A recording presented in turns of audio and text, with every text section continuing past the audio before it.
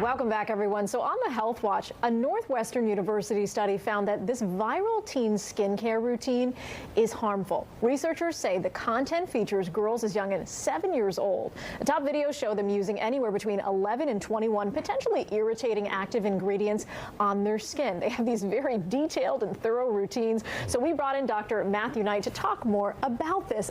Dr. Knight, thank you for joining us. Yeah, of course. What an important topic. I've gotten so many phone calls from concerned moms over the past 3 to 4 months about this trend. And it's just, we did a segment a year and a half ago on this, and it was a big deal. Now it's just completely out of control. This Northwestern study showed that they were using like 4 to 6 different skincare things on their face every single day. These are things like retinoids and hyaluronic acid and toners and cleansers and things. We're seeing skincare regimens in 5th graders that you would not see in a 50-year-old.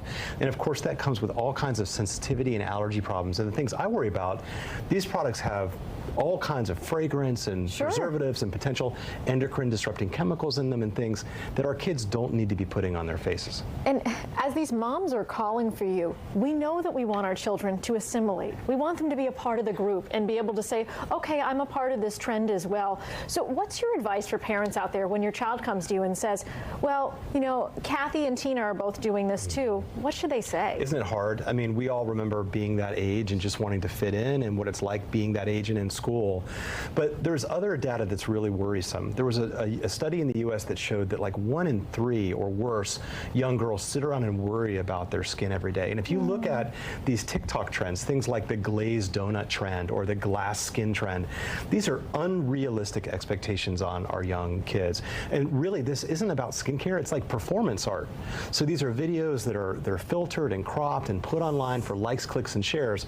And this is a devastating sort of direct line between that and mental health problems, depression, anxiety, body dysmorphic disorder.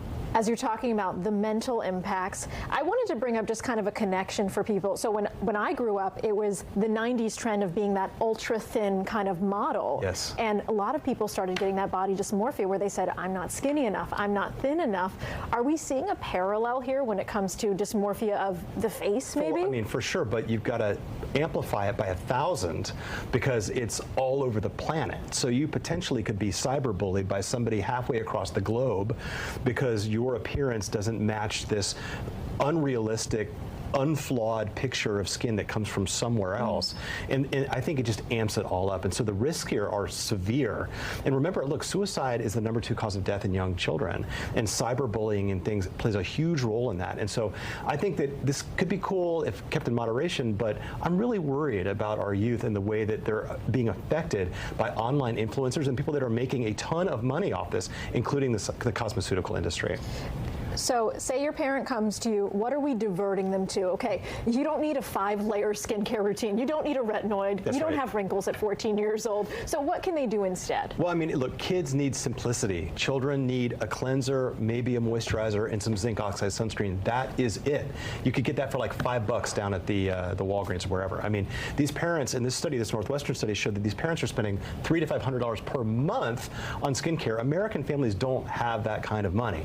And Not right now. That's for sure. Right. It's all about simplicity. And the other part of this is that, you know, we limit our children's exposure to screen time. We need to be limiting our the children's exposure to things like TikTok or not letting them on TikTok because this is just poisoning kids' brains, right? This compulsion to live up to these unrealistic standards or to lean into these monetized videos or paid content, it's really warping these young children's framework when it comes to beauty. And the algorithm is purposely made to make you feel like you're not doing enough and you're not buying enough. That's 100% correct. That's what it's made for. And so I could see this being a fun diversion, you know, moms and their daughters doing this together, but it's a real slippery slope. And I think that if your child wants to go to the store and spend $400 or $500 a month on skincare, we need to be asking, you know, what's the root cause here? What's going on? What are you watching online? I hope it's not TikTok.